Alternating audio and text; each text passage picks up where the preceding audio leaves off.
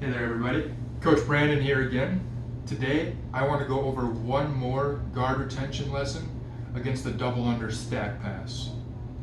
Now in the stack pass, my partner wants to force my knees to my chest so I can't do anything. There are times in guard where I'll take my own knees to my chest for guard retention, but in this case, my opponent has forced my knees to my chest, just like so. Now when I want to try to move or do anything, it's going to be very, very difficult. I'm pretty much pinned in this position until my partner wants to pass my guard or do something with it. So when I feel my knees coming into my chest, we're going to talk about the notion of self-framing. This is going to be where I take my hands on my knees and I'm going to lock my elbows out. Now when Sammy comes up to try to stack me, I feel my knees coming in, so I frame against my knees. This keeps my knees away from my chest, or keeps my opponent from forcing my knees to my chest, which is a good thing. However, there's still another issue, and that if my partner continues to stack and drives into me, that I can be forced, keep going, stack, stack, stack, that I can be forced into a back roll and into a defensive turtle position. And this isn't good either. The reason this can happen is because my shoulders are stationary while my hips continue to come up and get pushed over my shoulders. This forces me into a back shoulder roll and forces me into a turtle position. So this defense has two parts. One, self-frame and keep your knees away from your chest. Two is the act of shoulder walking so that your shoulders continue to move with your hips. Shoulder walking is this motion where I'm on my back and I'll take one of my shoulders off the mat and I'll take a step forward with it. Here. Now I'm going to do the same thing with the other shoulder where I bring my right shoulder off the mat, I move it, and I put it back down. I can repeat this process so that my shoulders continue to move along the mat. What that will do is, as I'm being stacked, if my shoulders are stuck, I won't move at all. But as my hips come up, if my shoulders can continue to move in this direction, I won't be forced into a back roll or into a defensive turtle position. So those are the two elements. Self-frame against your knees so that your knees don't get forced into your chest, into a very vulnerable position. And shoulder walk to ensure that your shoulders don't remain stationary and you don't get thrown backward.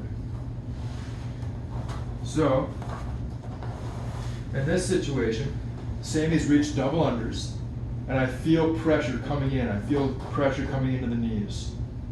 As I feel that pressure, I frame, and I straighten my left arms. I straighten both my arms. Now from here, if Sammy continues to drive forward, which she will likely do, I shoulder walk until I can pummel a leg back inside. Okay.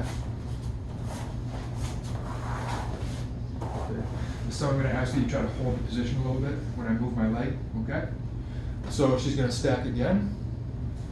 Here, she tries to drive into me. I'm here now.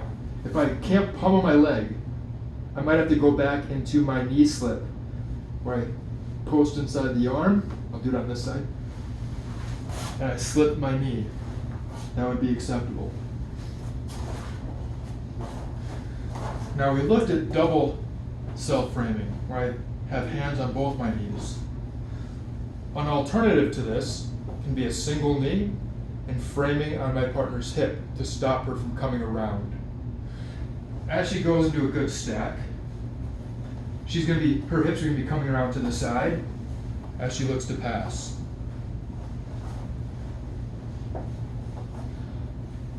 So again, she stacks into me. I frame. Now if I feel the hips coming around, I may take one of my frames off my knee and frame in her hip. Now as Sammy tries to come across into side control against my frame, she can't, and I'll have the room to pummel my legs back inside and go back, establishing 4 points of connection and getting back into an offensive cycle. So again, I can frame against both my knees, or if I feel my opponent coming around the corner into a pass, framing against just one of my knees and the other in the hip. This is going to buy me time. It's going to keep me out of this compressed position. The shoulder walk will keep my shoulders in this direction of my hips, so my hips don't get thrown over my shoulders. And this all buys me enough time until I can either pummel my legs back to the inside or go into another one of our defenses, such as the knee slip or the prop defense, prop escape. And guard again, Sammy. So again, Sammy's gotten double unders. She begins going into a stacking motion. I frame. Now from here, if she tries to stack forward and walk, now I might have to slip here. Okay, I can slip my knee. Or, as she, sit on your knees. As she comes around, I can go into a prop as well. Okay. So, these two critical concepts to buy yourself some time so you can go into a strong defense and escape the pass. Frame against your knees so your knees don't get compressed to your chest. Shoulder walk to keep your body oriented up toward or facing up toward the ceiling so you don't get forced into a back rolling action. And then once you buy yourself time, look to engage in one of the other defenses. Either pummeling your legs to the inside, slipping your knee from their arm, or pushing the arm all the way across your body as you come up into a prop. All right, guys, I hope these guard retention lessons helped you understand how to defend the double under pass a little bit. And make sure you come back into the videos for next week where we learn how to defend the over-under guard pass.